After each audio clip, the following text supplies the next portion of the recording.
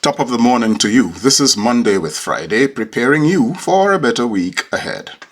There's a massive problem on the southern border of the United States, and there must be a solution. But solutions seem to escape the minds or wills of people with political power and responsibility to secure those solutions. Political posturing and ideological fossilization are stumbling blocks to meaningful solutions for this crisis. It is a crisis, regardless of what Secretary Mayorkas or President Biden say. It is a crisis for which Republicans bear at least equal responsibility, regardless of any political scapegoating they gleefully attempt upon Democrats.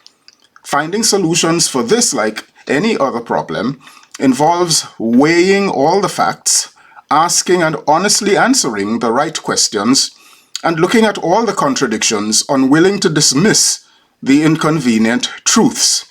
Here are some basic facts surrounding this problem. 1. Migration is a regional and international problem. Refugees, migrants, and asylum seekers are streaming from place to place all over the world. This is as much a North American problem as it is a Central and South American problem. 2.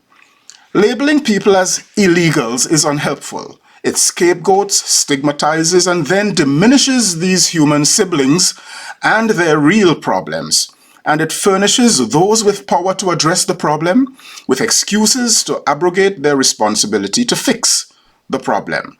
3.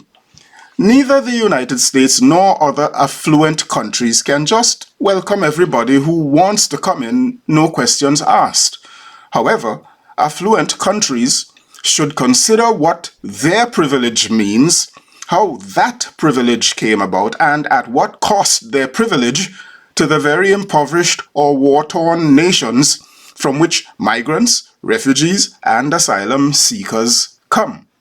I'm speaking here especially to the self-righteous and bigoted politicians who forget on whose black and brown backs their nations built their incredible white wealth.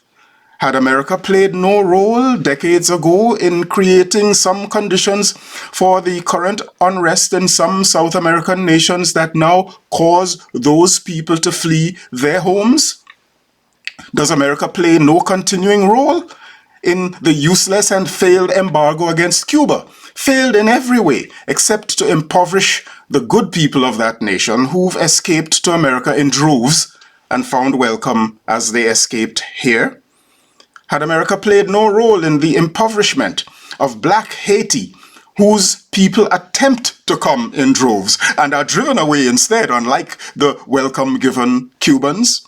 Didn't France and America create Haiti's impoverishment and destabilization?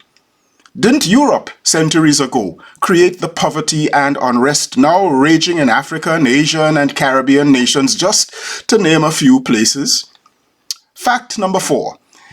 If richer and more privileged nations, to which asylum seekers gravitate all the time, were somehow involved with some of the key reasons and conditions that now chase people away from their homelands, then the affluent nations must proactively engage much with the problems in those beleaguered lands to improve conditions there that keep their people happy at home rather than as refugees on the road or high seas. Of course, this is easier said than done, but I have not seen any international summit on immigration or refugees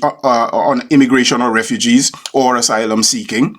I have not seen China, who would like the world to think it is benevolent and responsible, sternly charge Putin to cut out the nonsense in Ukraine. I have not heard Republicans who only want to call poor, tired, and sick immigrants illegals repent of the sin of their former president applying significant cuts to financial aid to El Salvador, Guatemala, and Honduras, admit to the backwardness of that act, and own the devastating consequences inclusive of more asylum seekers from those nations. I have not heard them do anything but disparage the sick, tired, and poor, which is what their ancestors were a handful of generations ago. And talking about aid, I wonder what the world might look like if a matched amount of the money America sends annually to Israel to prevent war, so they say, were sent to Mexico, Guatemala, and Honduras to increase human well-being and prevent some immigration. Number 5, let's get real. The American southern border cannot be closed, not geographically. Republicans should stop accusing Democrats of wanting open borders. And Democrats should admit there can never be a closed border.